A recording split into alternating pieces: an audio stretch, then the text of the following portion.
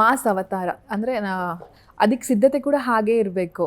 ಹೇಗೆ ಇಲ್ಲೆಲ್ಲವೂ I think ನಂಗೆ ಗೊತ್ತಿರೋ ಪ್ರಕಾರ ಎಲ್ಲವೂ ತೀರಾ ಭಿನ್ನವೇ. ಎಲ್ಲೂ ಕೂಡ ಆಗದಂತಹ ಹೊಸ ಪ್ರಯತ್ನಗಳನ್ನು KD ಸಿನಿಮಾದಲ್ಲಿ ನಾವು ಕಾಣಬಹುದು ಅನ್ನೋದು ಸಿಕ್ಕಿರುವಂತಹ ಮಾಹಿತಿ. ಸೊ ಹೇಗಿತ್ತು ಸರ್ ಸೆಟ್ಟಲ್ಲಿ, ಹೇಗಿತ್ತು ಫೀಲ್ಗಳು? ಯಾವುದಾದ್ರು ಬೆಸ್ಟ್ ಮೆಮೊರಿ ನಾನು ಎಲ್ಲೂ ಶೇರ್ ಮಾಡಿಲ್ಲ ಗುರು, ನಿಮ್ಮ ಹತ್ರ ಹೇಳ್ತೀನಿ ಅಂತಿದ್ರೆ ಹೇಳ್ಕೋಬಹುದಾ ಅಂತ ಹೇಳಿ. ಇಲ್ಲ, ನೀವು ಹೇಳ್ದಂಗೆ ಎಲ್ಲರ hard work and team work ಅಂತ ಹೇಳ್ಬೋದು. ಈಗ ನಿಮಗೆ ಕೊರಿಯೋಗ್ರಾಫರ್ಸ್ ಬಂದು ಅವ್ರ ಟೈಮ್ ಕೊಟ್ಟಿದ್ದಕ್ಕೇ ಅಲ್ವಾ ಅಷ್ಟು ಚೆನ್ನಾಗಿ ನಿಮ್ಗೆ ಸಿಗ್ನೇಚರ್ ಸ್ಟೆಪ್ಸ್ ಎಲ್ಲ ಚೆನ್ನಾಗಿ, ಅಂದರೆ ಒಂದು BGMಗೆ ಒಂದು 20-25 ಥರ ಮಾಡಿಸೋರು ಡೈರೆಕ್ಟ್ರು. ಸತ್ಯವಾಗ್ರು, ನಾಟ್ ಎಕ್ಸಾಕ್ಟ್, 25 ಥರ ಮಾಡಿಸೋರು. ಅದರಲ್ಲಿ ಸೆಲೆಕ್ಟ್ ಮಾಡಿ ಇದರಲ್ಲಿ ಅರ್ಧ, ಇದರಲ್ಲಿ ಕಾಲು ಭಾಗ, ಆ ಫಸ್ಟ್ ವೀಡಿಯೋಲಿ ಇಷ್ಟು, ಇವೆಲ್ಲ ಸೇರಿಸೋದು ಸ್ಟೆಪ್ ಮಾಡಿ ಅಂತ ಹೇಳಿ ಸ್ವಲ್ಪ ಅವರು ಡೀಟೇಲಾಗಿ ವರ್ಕ್ ಮಾಡಿದ್ದಾರೆ ಡೈರೆಕ್ಟ್ರು. ಸೊ ಯಾರೂ ಇಮ್ಮಿಡಿಯೇಟಾಗಿ ಸಾಂಗ್ ಸಿಕ್ಕಿದ ತಕ್ಷಣ ಓಕೆ ಅಂದ್ಕೊಂಡು ಬಂದು ಮಾಡಿಲ್ಲ. ಎಲ್ಲರೂ ಅದನ್ನು R&D ಮಾಡಿ ಬಂದಿರೋದು. ಸೊ ಅವ್ರಿಗೆ ಇಮ್ಮಿಡಿಯೇಟಾಗಿ ನಮಗೆ ಕೊರಿಯೋಗ್ರಾಫರ್ಸ್ಗೆ ಇಮ್ಮಿಡಿಯೇಟಾಗಿ ಸೆಕೆಂಡ್ ಚರಣ ಅಲ್ಲಿ 2ನೇ ಲೈನು ಅಂದರೆ ಇಮ್ಮಿಡಿಯೇಟಾಗಿ ಹೇಳ್ಬಿಡೋರು, ಹಾಗೆ ಇದೇ ಲೈನ್ ಅಲ್ವಾ ಅಂತ. ಸೊ ಅವ್ರಿಗೂ ಕೇಳಿ ಅಭ್ಯಾಸ ಆಗೋಗಿರುತ್ತೆ. ಅವ್ರುಗಳು ಅಷ್ಟು ಎಫರ್ಟ್ ಹಾಕಿ ನಮಗೆ ಅದನ್ನು ಒಂದು ಸ್ಟೆಪ್ ಹೇಳ್ಕೊಟ್ಟಾಗ ಡೆಫಿನೆಟ್ಲಿ ನಮಗೆ ಇವಾಗರು ಚೆನ್ನಾಗಿ ಮಾಡೋಣ ಅಂತ ಅನಿಸುತ್ತೆ. ಆ್ಯಂಡ್ ಮೇಡಮ್ ಬೇರೆ ಒಳ್ಳೆ ಡಾನ್ಸರು. ನಮಗೇನಾದರೂ ಸ್ವಲ್ಪ ಓಕೆ ಸಾಕು ಸುಸ್ತಾಗಿದೆ ಅಂತ ಹಿಂಗೆ ನೋಡಿದ್ರೆ ಮೇಡಮ್ ಟಗ ಅನ್ಸ್ಬಿಟ್ಟು ಒಂದು 5 ನಿಮಿಷ ಅಂದ್ಕೊಂಡು ನಾವು. ಸೊ ಆ ಥರ ಆಗಿದ್ದಿತ್ತು ಅಷ್ಟೇ. ನಾವೇನೋ ಮಾಡಿದ್ವಿ ಏನೋ ಆ ಥರ. ನಮ್ಮ ಮೆಮೊರೇಬಲ್ ಮೂಮೆಂಟ್ಸು ಸಾಕಷ್ಟಿದೆ. ಹೇಳಿ ಸರ್.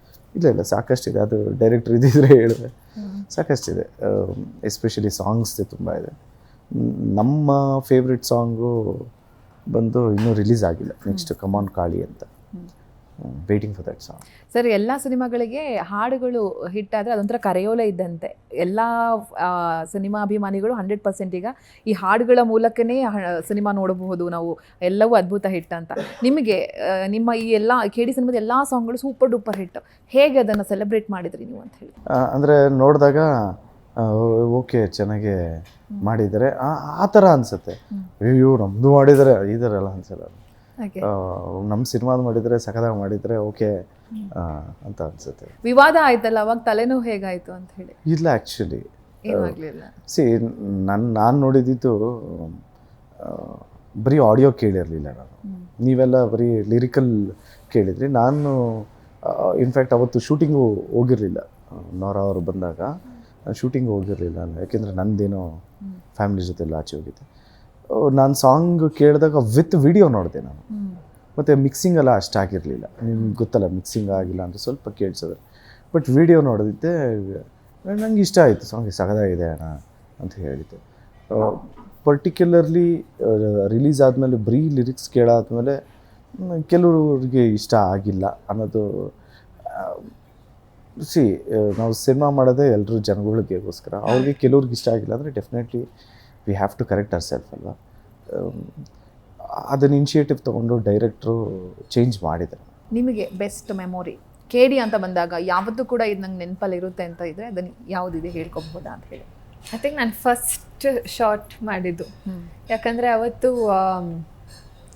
ಟೆಸ್ಟ್ ಲುಕ್ ಎಲ್ಲ ಆಗಿತ್ತು, ರಿಹರ್ಸಲ್ಸ್ ಮಾಡಿದ್ವಿ. ಬಟ್ ಆ್ಯಕ್ಚುಲಿ ಮಚ್ಚಲಕ್ಷ್ಮಿ ಆಗಿ ರೆಡಿಯಾಗಿ ನಾನು ಫಸ್ಟ್ ಶಾರ್ಟಿಗೆ ಹೋಗಿ ಕೂತ್ಕೋಬೇಕಾದ್ರೆ ಎಲ್ಲರೂ ಎಕ್ಸ್ಪ್ರೆಷನ್ಸ್ ನೋಡ್ತಿದ್ದೆ. ಸರ್ ಓಕೆ ಏನು ಮಾಡ್ತೀಯ ನೋಡ್ತೀನಿ ಅಂತ ಇದ್ರು.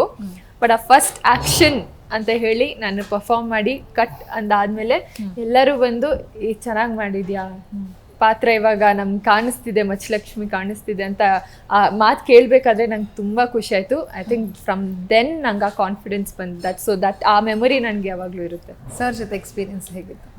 Brilliant experience. ಐ ಥಿಂಕ್ ತುಂಬ ಮಜವಾಗಿತ್ತು ಶೂಟಿಂಗ್ ಸ್ಪಾಟಲ್ಲಿ. He is a very lively person. ಎಲ್ಲರನ್ನ ನಗ್ನಗಿಸ್ತಾ ಇರ್ತಾರೆ ಸೆಟ್ಟಲ್ಲಿ. ಆ್ಯಂಡ್ ನನಗೂ ಸ್ವಲ್ಪ ಟೆನ್ಷನ್ ಆಗಿಬಿಟ್ರೆ ನಾನು ಸ್ವಲ್ಪ ಓವರ್ ಥಿಂಕಿಂಗ್ ಜಾಸ್ತಿ ಮಾಡ್ತೀನಿ, ನಾನು ಸ್ವಲ್ಪ ಕಾನ್ಷಿಯಸ್ ಆಗಿಬಿಡ್ತೀನಿ. ಅವಾಗ hill bring the mood light. ಇಲ್ಲ ಮೇಡಮ್ ಮಾಡೋಣ, ಕರೆಕ್ಟಾಗಿ ಮಾಡೋಣ, ಹಿಂಗೆ ಮಾಡೋಣ, ಹಂಗೆ ಮಾಡೋಣ ಅಂತ ನಾವು ಡಿಸ್ಕಸ್ ಮಾಡ್ಕೊಂಡು ಮಾಡ್ತಿದ್ವಿ. So I think in that way he is very supportive.